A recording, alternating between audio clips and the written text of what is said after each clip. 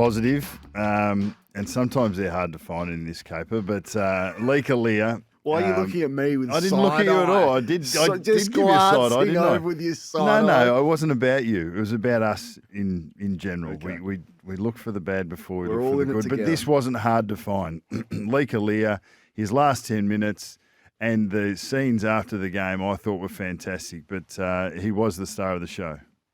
Came across as a refugee at the age of 6, grew up in the north of Adelaide, played for Central Districts. Picked 15 in the 2021 draft after barracking for Adelaide his whole life, and he ends up at the GWS. Plays 4 games, I think, at the end of 22. Doesn't play in 2023, and then comes around a second time and just looks like a natural, aggressive, intercept marking defender, and has and stood up in the big moments. But the thing I loved about it more than anything was as he was coming off, you've got young teenage ballerine kids that are there that are asking him for his boots first and foremost. He's just going, mate, I need them. And then they're asking him for selfies. And what I saw there was absolute innocence, how much of a great leveler this game is. And it's an opportunity to all shapes and sizes, all colours and creeds. I love what football is. And that for me was as strong a representation about the best elements of footy. And we spend enough time looking at the stuff that's not quite right at the top level, or what we don't like, or concussive effects, etc., etc. We don't often shine a light on what's great about it. And I thought that minute and a half of vision encompassed what's great about it. Anyone can play this game from any background at all, and I just thought it was great. And then to see his teammates, notice that he wasn't there. Clearly, he'd help him win the match with that last mark. Notice that he wasn't there. Want him to be a part of it. He's absolutely oblivious because he's just living in the moment. And I was at home on the couch, absolutely beaming, just smiling. It would have been impossible for people not to. And I reckon his coach was doing the same. If you get a chance to go back and listen to Adam Kingsley speak about him after the game, spot on. And what he said is we need to give him more opportunities to do that. He said, I just love it when he runs and he leaps for the footy. And he said he's not going to get it right every time. He's going to make some mistakes. But Adam Kingsley's got the right attitude when it comes to a player with as much natural talent as that. Just let him play a little bit. He said we've got to give him more opportunities to be in those situations. You want to talk about the Pies? Yeah, the second one for me is what is team spirit worth? And I suppose there's a juxtaposition between Collingwood and Brisbane at this moment, and the way that they're going about their football and the spirit that we are seeing. But I would have thought that Collingwood, despite not getting the win on the weekend, they haven't lost the game since round 2. It's a bit of a quirk. They were 0-3 at that point, but they haven't lost the game since round 2, and they're showing so much fight and pluck, despite who takes the field for them at any given week. But I thought Richards, Sullivan, and Harrison, in the first half was excellent, but Richards and Sullivan in particular, when Collingwood made their surge in the third quarter, those 3 players in particular were on fire, and they've played less than 5 games. Well, Harrison's, I think he's now 6, 7, or 8, but Richards and Sullivan, young guys that have come in and played the role. Collingwood had 15 of their starting 22 from the grand final. Brisbane had 17 of their starting 22 yesterday. And Hawthorn's team doesn't look a lot different to how it looked in the last couple of years. It's definitely come along. It's maturing. It's coming together. But I haven't seen the same fight in a Brisbane side as I'm seeing in the side that was probably closest in alignment to them if you look at success over the last couple of years. And they still have young players that are coming. So it's Revel. I think is it Reville? Lohman, who's giving some real energy. Morris looks the type and sharp. I've got young blokes that are coming and showing something and bringing some energy. So for me, it must be that the experienced players there that aren't providing it consistently Questioning enough. the spirit of Brisbane. And I think I think it's a real question for Chris Fagan and his leadership to ask and to answer, because when they get the games on their terms, they're fine. But when they're not, there doesn't seem to me the fight and the energy and to be able to roll their sleeves up to push through situations and times that aren't in their favour. without the promise of reward at the end. Because a couple of weeks ago, you That's what spoke spirit about is. Chris Fagan being in it with the players, and Yep. when you're in it with the players, where do you go to from there? With the, I guess, the lack of authority, I guess, from standing Potentially. above them.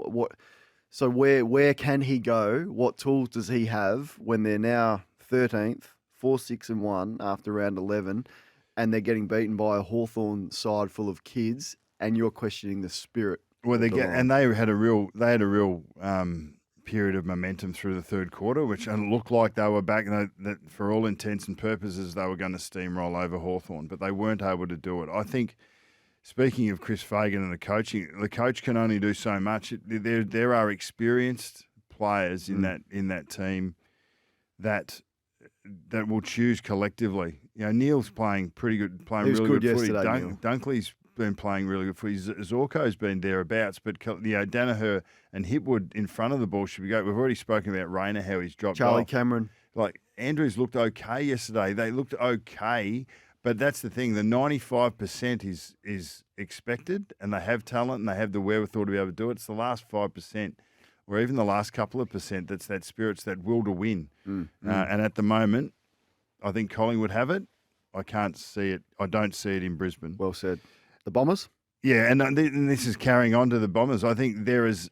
You look at all the stats, and there's no one area where they stand out other than being able to turn up week after week and get the job done, and their coach is wrapped with their ability to do that.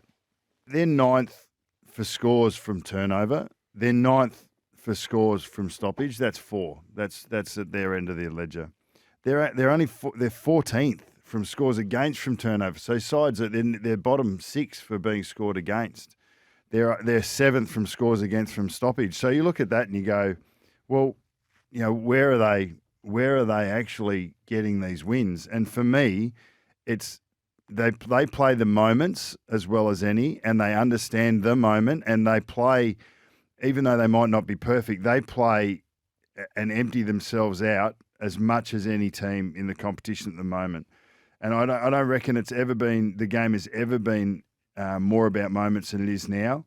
They'll lose inside 50s for a period, but they'll just hold up. They take their chances when they go forward. They share the load. I think they've got a great blend of experience and youth. They've got a great blend of skill and grit, and they've still got more to come back into. So I think their recruiting and their trading looks to have done them extremely well. But they're ticking over the wins. You know, they're challenged by North Melbourne halfway through a game, and then they just put the foot down and just slowly move away in the second half. They're challenged by Richmond, who were not expected to be in the contest at halftime, and then they slowly move away. Ridley coming in is huge, and he showed his class straight away. I think Redmond will be a better player with him in the side. Mackay will be even better with him in the side, and I think their midfield and forwards could be even better, knowing that they've got an intercept player like that behind the ball. All right, next couple of weeks, big for the Bombers. They've got Gold Coast and Carlton, the MCG, before they have a bye.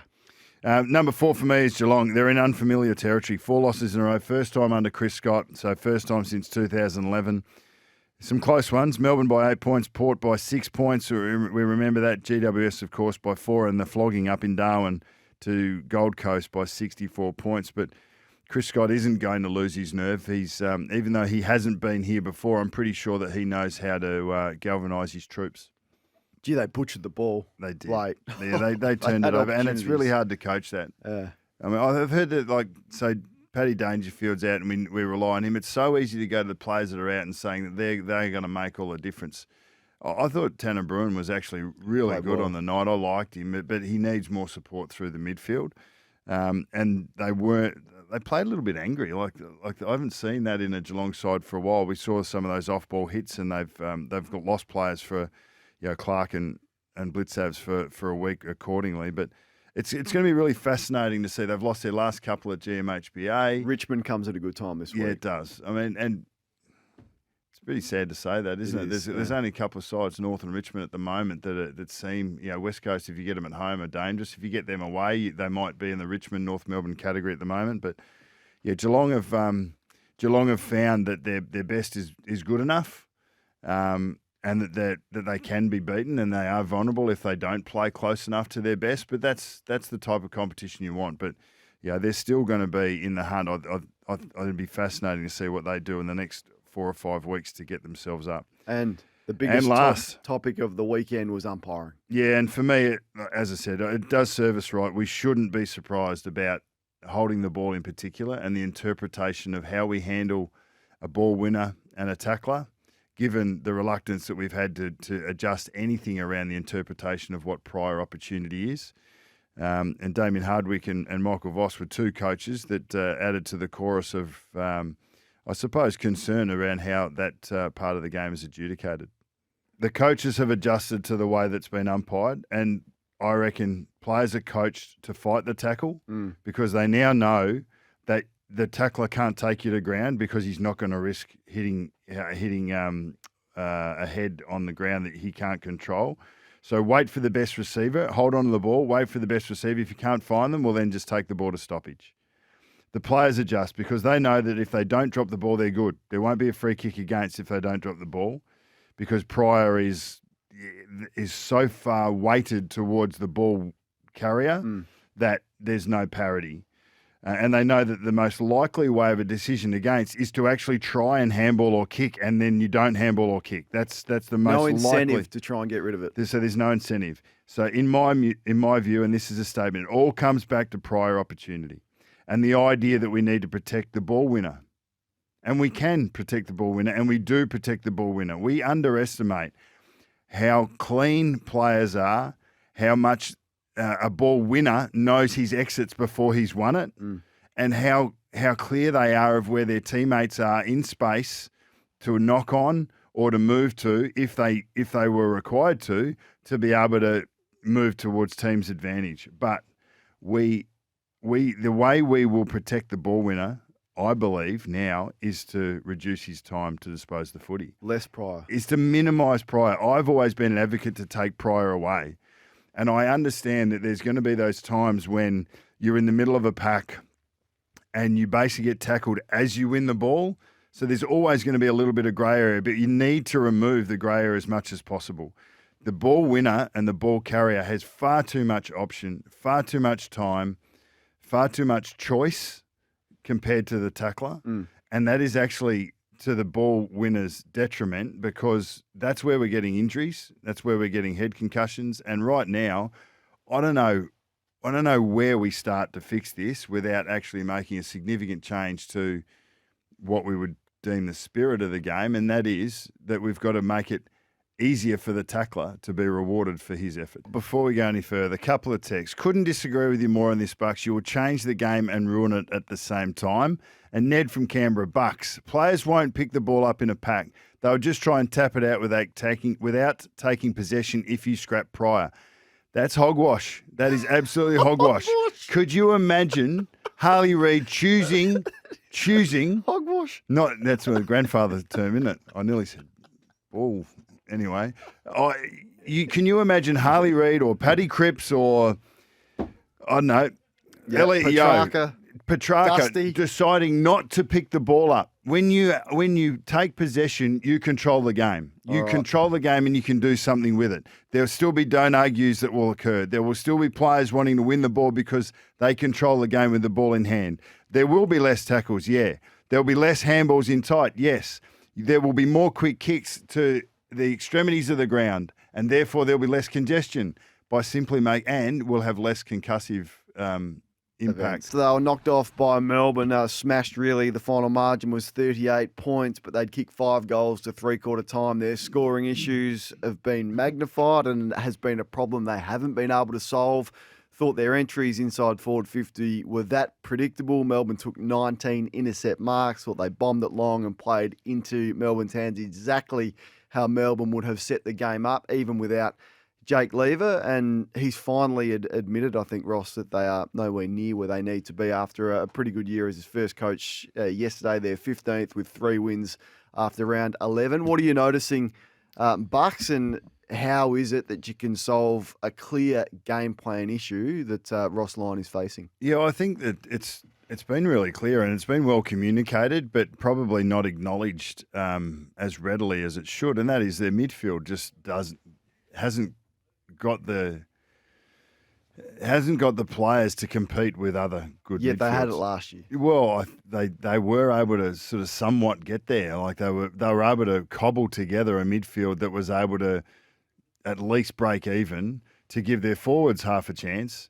and to give their defenders half a chance. Because really, when you look at the way the game is played, clearance and stoppage and scoring from or defending it effectively is becoming an even more important part of the game than it ever has. Transition footy's always been where it's at, but stoppage is starting to pick up in relevance in terms of momentum swings. Can you defend it when you don't have it? Can you take advantage of it when you've got it? I think their forwards are starting right up the field because they're not winning as much ball through the middle. So their forwards are starting in midfield and having to run back towards goal rather than just have even numbers and get a chance to go to work in their front third. Their defenders are having to play off their heels because they're having a lot of ball that's coming back their way from stoppage in particular, and they're just not getting any easy footy, and that has made it difficult for them to maintain the rage across a four-quarter effort. Just thought he contradicted himself in his post-match media conference where he said it's about the now, but then also referenced what went on last year. Let's have a listen. You can have your say. Like, shouldn't that set you up, if that is the case, which clearly it is, that they played the young players and hosted an elimination final last year, that would have set you up for more success now, more games, another pre-season into those young players. Does anyone care about what happened last year now? Well, we saw it with Chris Fagan and his press conference. We may feel that way a little bit about Chris Scott at the moment, but and Ross Lyon, who's one of the more esteemed coaches that's over the last couple of decades. When a coach is coming from a position of losing footy, his words don't carry much influence or effect, unless he's telling us that we're playing shit. Our players haven't got the capacity to do what they need to do, and we've got spot fires going off everywhere. But the coach isn't going to say that. No. The coach is going to keep trying to find reasons why there's hope. You're going to keep trying to find reasons because fundamentally he's speaking to his playing group. Yep. As much as he's speaking to the supporters, he's speaking to his playing group.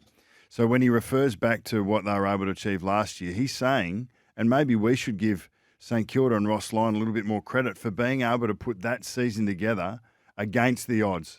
They had no right to finish in the finals. Do you think retrospectively we should go back and go, gee, well done last year? No, we're now halfway through the next absolutely year. we don't. But he's also, Is that what he wants, he's saying that we played a lot of young players. We were able to overreach in many ways and get to a level that we potentially did really well to get to. We stretched ourselves to get there. But when you've got a player like Filippo that's come off the way he has, Owens is sort of not quite as consistent as he has been the last 18 months. And those two guys were a part of your driving force to get to finals last year. I feel like me and Kingy put this on the map with you 2 Fridays ago. What was that? Do you want to be the next coach of Tassie? Tassie's a beautiful state, isn't it? Is that a yes? It's a beautiful country. Is that a yes? Beautiful countryside. Momentum building. It's like at one with nature. I think there's a lot that Tassie's got going for it. Buckley, Pendlebury combination. You can do it for 5 years or 6, depending on how you want to do it. Then hand it over to your great mate, Scotty Pendlebury. Who? Hang on. No question without notice. You didn't answer the question without notice. I do did. you want to be it's a beautiful the place. first coach of Tassie? Still plenty to go under the bridge, I would have thought. Maybe you got to have more than a CEO to be able to make decisions, don't you? I'll take that as a yes. That's hogwash, given that he's still doing his last job. Who is going to be this year's Carlton and GWS, or is there going to be a Carlton and GWS this year? Explain. So at round 11, the same time of the year, Carlton were 4.5 wins from 11 games.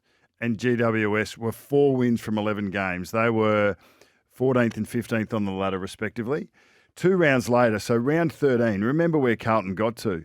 4.5 wins from 13 games, and GWS were 5 wins from 13 games, and they both played in prelims.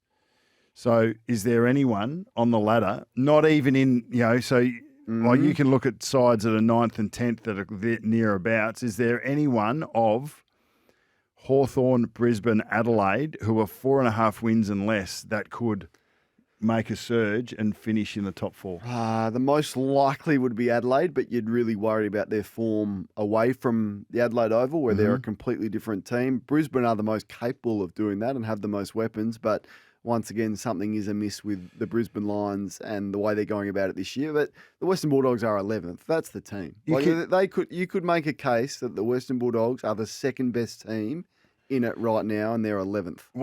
You look for stats that matter and scores from stoppage. So the ability to score from stoppage, and clearly you need to defend them as well, but where the top 8 sides are on that stat alone. The top 8 sides are ranked from 2nd to 9th at scores from stoppage, just in total scores for. The team that's first in that stat is Western Bulldogs. There you go. So on that alone, they have, given the question marks over the last 3 or 4 weeks ago, they've actually started to put their game together, as Luke Beveridge promised. But I reckon we go down to Hawthorn, given their recent form and obviously their win against Brisbane yesterday. You can go down to Hawthorn, who are 4 wins from 11 games, sitting in 14th spot. I reckon you could go down to there for. I think the Saints it's going to be really hard pressed, and then West Coast, Richmond, and North are obviously playing for things probably a little bit just improved form and improving their away from home form for West Coast. Than finals, of course. Why are Fremantle handballing so much? They've always been a handball side. They've always been a high possession side from contest and from clearance in particular. They've been happy to flick the ball around, and yet they're criticised for not being adventurous, even though they're the number 1 handball side. Of their midfielders, Fyfe had 14 handballs, Young had 13, Sarong 13, all handballed more than they kicked. Brayshaw, 16 handballs. There's very little doubt that's got a fair bit to do with the pressure that is brought to bear by the opposition. Collingwood, we highlighted it in the broadcast, but Collingwood are the team that have placed the second most pressure on their direct opposition, and Fremantle, for whatever reason, were 18th. They received the least amount of pressure from any team in the first 10 rounds. So that was always going to be challenged, and they looked like they were okay early. They were able to kick market when they needed to. They were able to get through when they needed to. Often enough in the first half, they were smashed in the third quarter. Collingwood's pressure and their ability to get chaos. 63 handballs in the third. Yeah, and that's largely it's getting away from pressure and not being able to put 2 clean ones in place to get a ball carrier who can go forward and kick the ball. You loved Voss the previous week against the Saints. Yeah. They dropped him and they played Darcy Yes. and they tried to play Jackson as a forward. Was that a mistake? I think that those two will always be in the side. Why? Longmuir said before the game, we're still gathering information on what our best mix is for the ruck and tall forward setup. I mean, have a look at Sydney at 10-1. Grundy's obviously the number 1 ruckman. You've got McLean, Amadi, and McDonald that are in front of the ball. So one of them's a second ruck and the other 2 are big units. McDonald's probably more an up and back. He gets up a bit higher and sees the game really well to be using it into the forward half rather than being on the end of it all the time. But I think Fremantle have got it. So it's Darcy and Jackson. They've got to work out how that works. They've got Tracy, who I think is going to be like a Myercheck type who can be that competitor. I haven't seen a game like that from Amos. Like that's as uncompetitive as I've seen him. He looked like he was affected by his goal kicking early. So he was right off. Voss has got to be in that mix at some point. Got one more? Have I? Question without notice, mate.